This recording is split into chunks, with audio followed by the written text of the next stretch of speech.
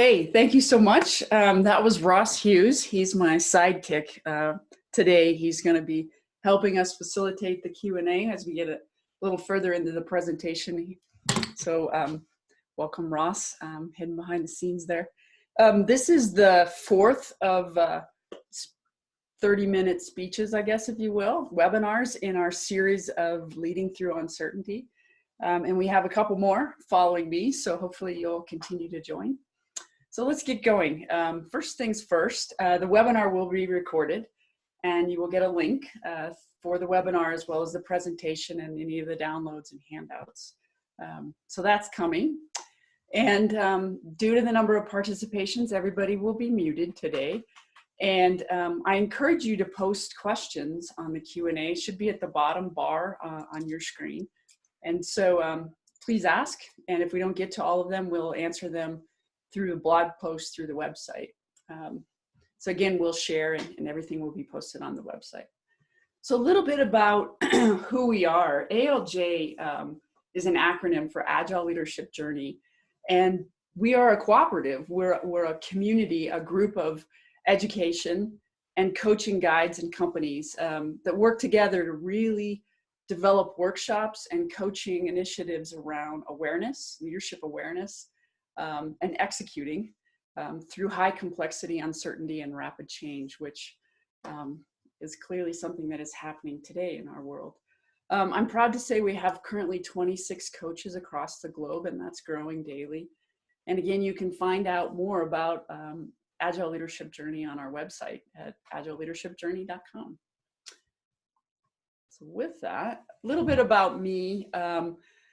So I live in Golden, which is a fun little town in Colorado. If you're familiar with Colorado, there's lots of microbreweries, which is a hobby of mine. And I currently am the COO and an Agile leadership coach for a company called Trail Ridge, which is a coaching company. And I'm also part of the community, the Agile Leadership Journey community. I've been doing this formally for about the last year with the Trail Ridge group. And prior to that, I was 30 plus years of corporate America, and I started off as a software developer in the late 80s. And most recently, before joining Trail Ridge, was the president of a financial technology company in downtown Denver. So I have lots of experiences of things, what not to do and mistakes. Also have a doctorate degree in organizational development, which is a passion for me, which fits right in with working as a Agile leadership coach.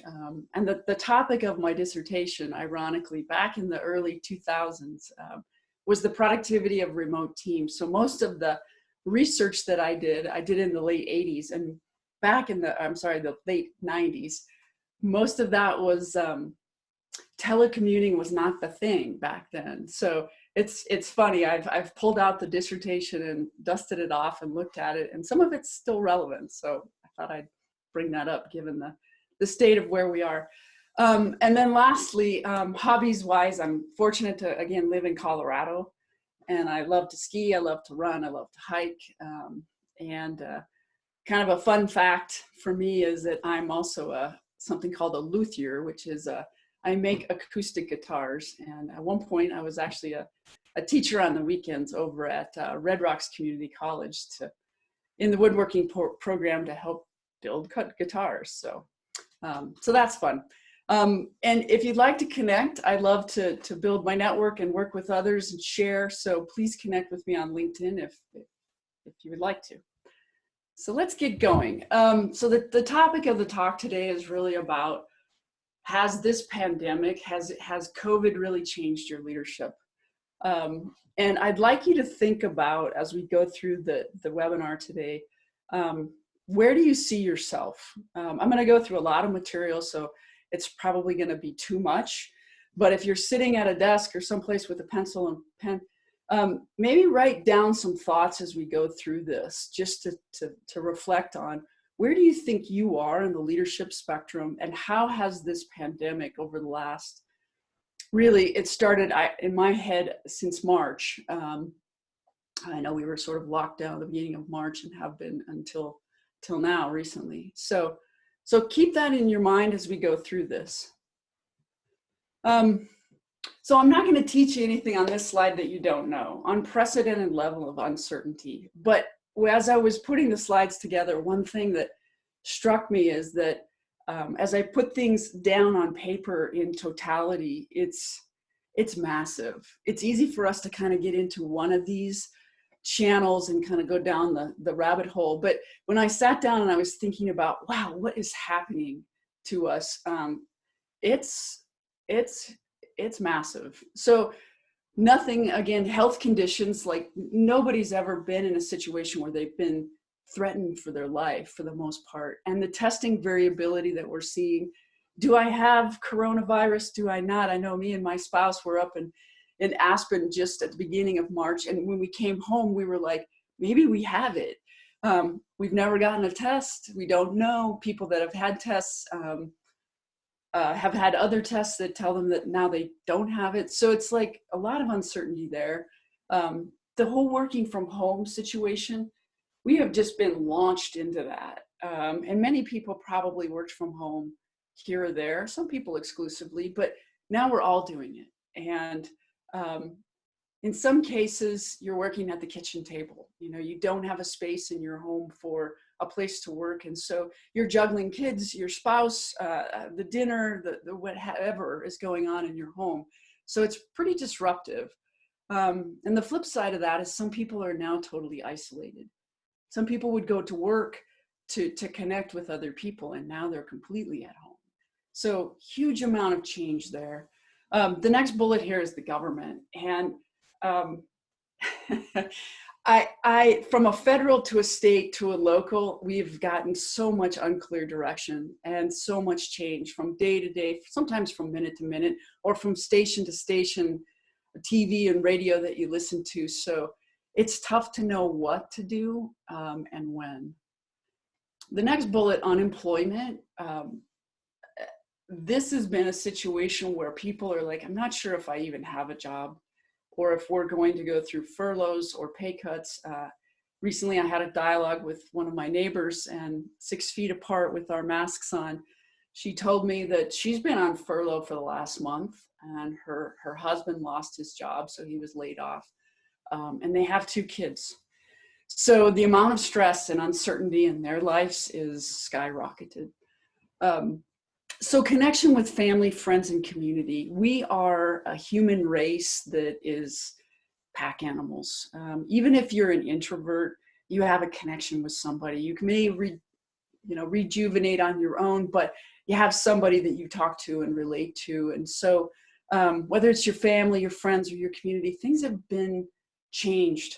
Whether you're locked together now and you hadn't been, or you never get to see each other.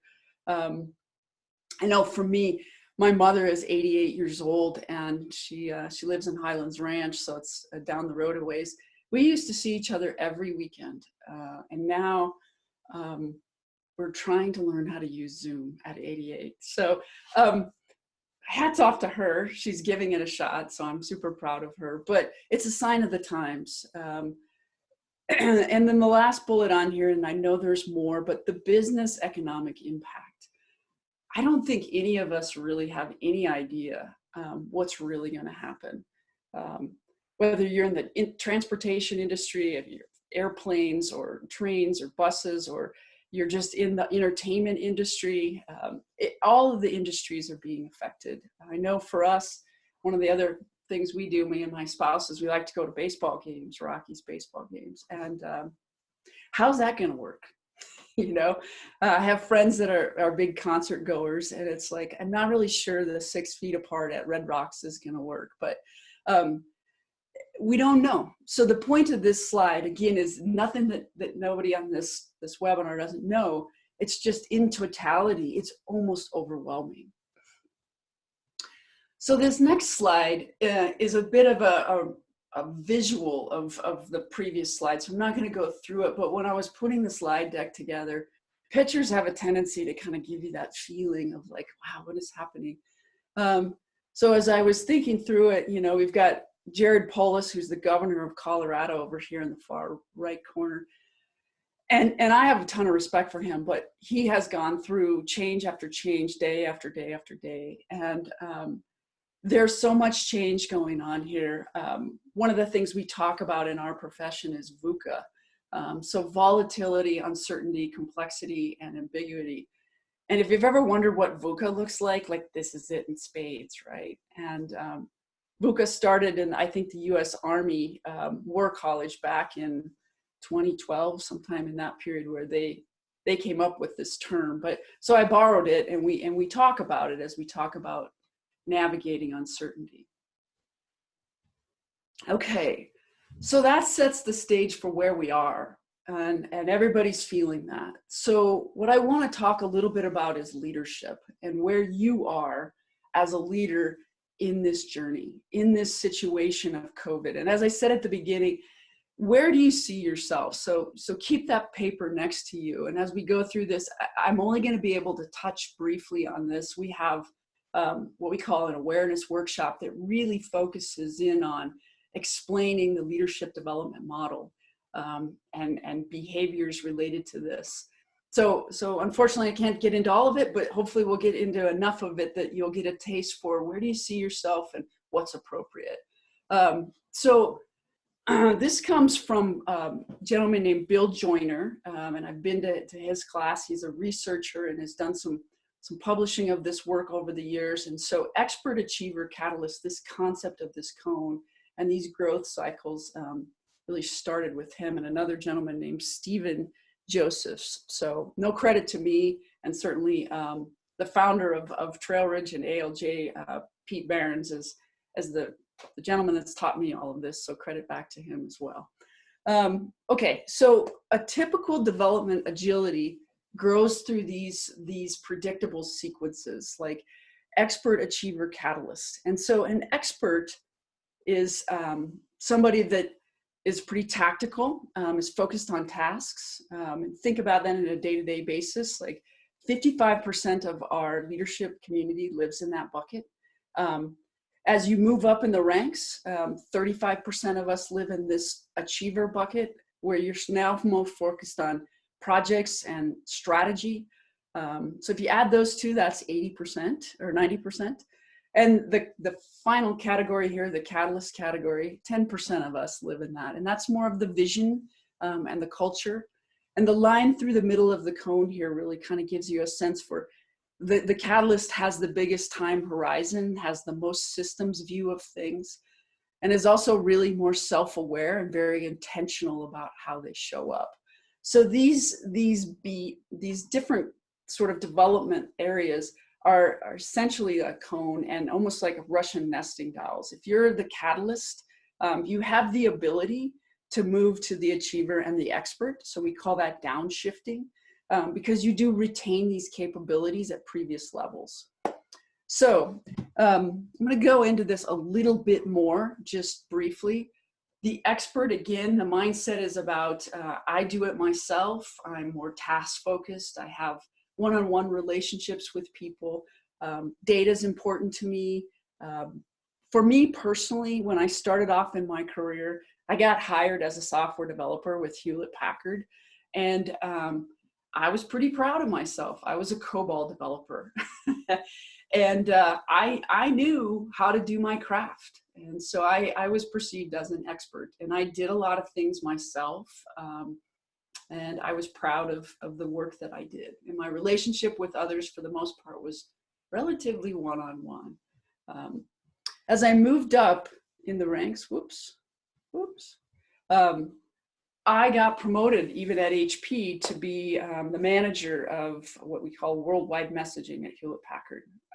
And I got promoted because I was good at being a developer. And as I moved up, I was proud of the things that I could bring to the table, but I was more focused on where are we going? You know, what are the projects? What is the strategy?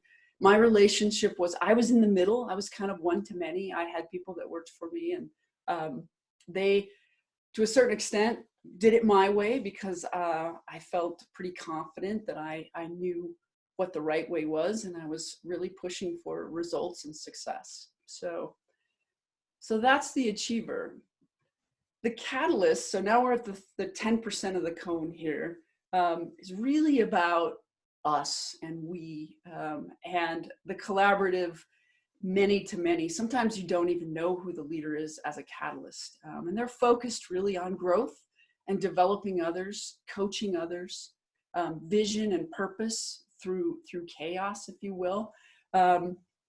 So as I said earlier, like, do you see yourself in each of these? Can you see yourself as the catalyst? Can you see yourself as an achiever or an expert? And in some cases, what's appropriate? So as we're going through COVID and this massive change, the question is, how do you recognize which leadership mode is best? Should I be doing things myself? Should I be leading things? Should I be coaching others? And it depends, right?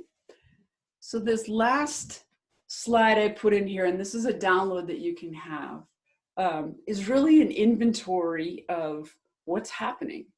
So a list of maybe responsibilities and to-do items that you're doing. And what I'm encouraging you to do is to think about, what was I doing or leading or coaching before COVID? And what am I doing after? And so I work with some cohorts on a weekly basis. It's part of what we call the practice program. And I got these ideas from those folks, and they're all over the globe in multiple different companies. So I'm going to share with you. I think that they're really appropriate for before and after COVID. And the first one is really about having daily check-ins. And the intent here is that my boss cares about me as a human. And I know I've had one-on-ones with managers before, and I've hosted one-on-ones. And for the most part, regardless of whether we were remote or right together, we would just dive right in to focus on, like, what are you working on? What are you doing? That kind of thing. So this one-on-one is different. The intent is to connect with the person as a human. So I put an X in the column of before, because that means that I'm not sure we were doing one-on-ones in that way. And after COVID, with the group I was talking to, they're now doing this. And so it's a do activity for a manager, which means you schedule the one-on-one, you show up, you create a sense of trust and connection, the environment, how are things going for them at home? What are their fears? Being transparent, very much over communicating during this time. And one of the other things they shared with me was no promises. Managers, the worst thing we can do is show up and be like, hey, I promise you'll have a job. Unless you can really promise that, don't do that. So that's one idea. The second one is taking care of yourself. And I call this modeling the way. And I'm sure people have done this before too. But what we're suggesting here is it's a little different. Again, I'm leveraging my cohort group, but what they told me was they have never had more time with their family and getting to know their kids, maybe taking long walks with their spouses, and really spending the time to reflect on priorities of what's important. So it's possible you were doing that before, but in this case, I'm going to share that this is a new activity, and it's a do thing, so it fits into the expert category, but it's clearly something that COVID has brought to the table, and it's a positive thing. So while COVID is stressful and lots of uncertainty, here's something that's very positive. And then the last thing on here, just as an idea, is to create a clear plan, a created plan of how to go back to work. I know for sure no one's done this before. So there's the X in the before column. But because nobody has done this before, clearly this is not something that the expert should show up and command, or even the achiever that's more of the my way. This is really a coaching catalyst opportunity for leaders to show up and do things in small iterations, to work together. No one has done this before. And the last bullet point I have on here, which I think is really insightful, is redefine what a productive day is. Things are going to be different. If you think back of the picture where people are standing 6 feet apart in a circle, depending on your industry, and we were talking about the entertainment industry, but things are going to be different.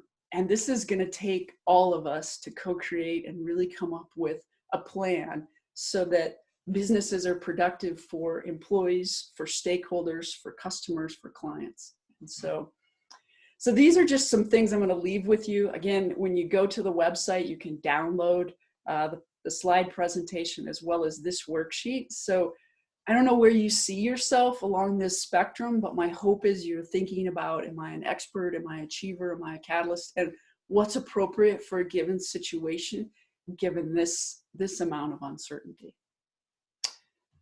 So with that, I'm going to stop and I'm going to turn it over to Ross to see if there's any opportunity for questions with people. Great, thanks, Karen. So in the bottom of your window, there's a Q&A button, and we'd love it if you could pose some questions based on Karen's talk, anything that you're interested in.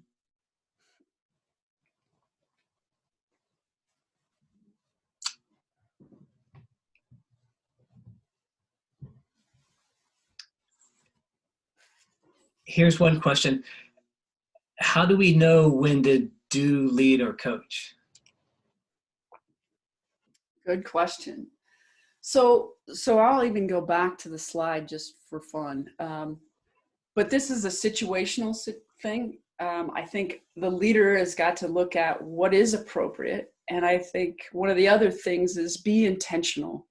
If you want to show up in a lead role and you've never done that before, people will potentially be a little taken back by what are you doing now? So the goal is to be intentional, to be upfront about, hey, I'm going to be leading now because I think it's appropriate. If we're in a chaos situation, maybe we need to take action immediately. And so we're going to go into do mode. But as long as we're transparent about that and intentional, recognizing the situation and helping others understand, that's one strategy that you can try. All right, here we got another question. What do you do with a team that needs to be constantly told what to do? Yeah. So that's I'm going to be transparent. I think that teams that need to be told what to do repetitively mimic their leader. So if the leader is always in the middle of everything, always telling people what to do, if they're taking this, what I would call very much my way approach, that creates people that have a tendency to step back and just let the leader take over. And so I think that's an opportunity to do some self-reflection and think about transparently, how can you start to shift into coaching others so that people can start to step up and provide some more contribution to the team versus sitting back and waiting. All right, thanks, Karen. Next question. Without seeing people in person, how can we discover if people are really doing okay? It feels like some people might be hiding their stress out of fear. Yeah, good, really good question. So I'm going to go back to this daily check-in, and I think this is hard. This is a great question, but I think it's going to take focused effort and intentional effort on behalf of the leader to connect with people. And maybe, again, this is not redefining a productive day. This is connecting with somebody and building trust, finding out what they need at home, and listening, really, really listening to better understand where people are struggling and then what they can do to take baby steps to make progress. All right, next question. How do we groom potential coaches, mentees, to understand this leadership continuum?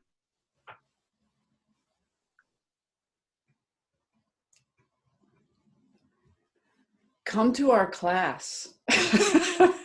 That's a great question. And I'm kind of being funny, but the workshops really do unpack this. And we've presented a lot of information here today, but if I understand the question, like how do we coach people to really get this? Is that the intent, Ross? Is that the question? That's the intent I read on it. Ben Rodlitz in California, if you have more information, but I think that's the intent.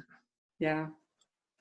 The big thing on all of this, and what we really try to help people understand, is the first step in anything is awareness. For me, I certainly have been an expert and an achiever, and I'm aspiring to be a catalyst, but the more I'm aware of where I'm at gives me a true opportunity to continue to iterate and grow and practice this stuff in a day-to-day. All right, I think we have time for one more question, and it is it obvious to lead a team before you can coach it? I think it was, is it necessary to first lead before you can coach? Good question. I don't think it's a requirement, but I would say, again, me as my experience from corporate America and from coaching is that it's helpful. I think this spectrum of growth is helpful to be able to get that experience of how do I run a team. Coaching others, it's not a requirement. I think that it's being clear about what you do know and what you don't know. Bring in other experts to help fill out the team and be transparent about that. It takes a bit of self-confidence and courage to be the one that says, I don't know. And that's okay as a catalyst. So it certainly can happen. And I think it's some people are capable of doing this. I personally have gone through all the stages, and I've learned a lot by being in the achiever mode and learning how to really lead people, and then recognizing where I can step out and help coach others. Karen, we have 3 minutes left. Do you want another question, or do you need that time to wrap it up? I'd love to answer the questions via the blog, if that's okay. I just want to share a little bit about what's coming up next with our group. So thank you. I'm going to pause here and leave us with this slide because I want to be respectful of the time. But what's coming up next? So I'm the fourth in a series. We've got Ross. So my colleague here is going to be presenting same time, same day next week. So my hope is you all come back for that presentation. And then we have a gentleman, I'm not going to say his last name, and we'll just call him JP because it's over my head, but he's presenting the following week, and he's part of our Agile Leadership Journey community. And then potentially Rachel Weston Rowell, who's one of our managing partners at Trail Ridge, and myself are going to be working on a Women in Agile Leadership webinar series. And I do encourage you, this is a lot of information. So if you're interested in finding out more about leadership and our awareness workshops, even our practice workshops, they're online. June and July, you can go out to the ALJ website and look at those and sign up. And they've really turned out to be magical, honestly. We've done most of these 2-day workshops in person, and now we're doing them over the course of a month. And we're finding that the impact on people that attend the webinars, or I'm sorry, the workshops, is actually more impactful. People are really getting the information, really learning, practicing, sharing, and they're doing Zoom meetings. So it's kind of fun to connect and see each other and do it from your home and not have to travel and so forth. So that's what's coming up next. I hope people will take advantage of that. And again, I appreciate everybody's time today. I know people are busy, so 30 minutes is important. And hopefully you got something out of this and you'll have some positive download, work through your worksheet of do, lead, coach, and think about before and after COVID and how you might take this going forward into your leadership practice. So thank you for coming. Thank you, Karen. Goodbye, everybody.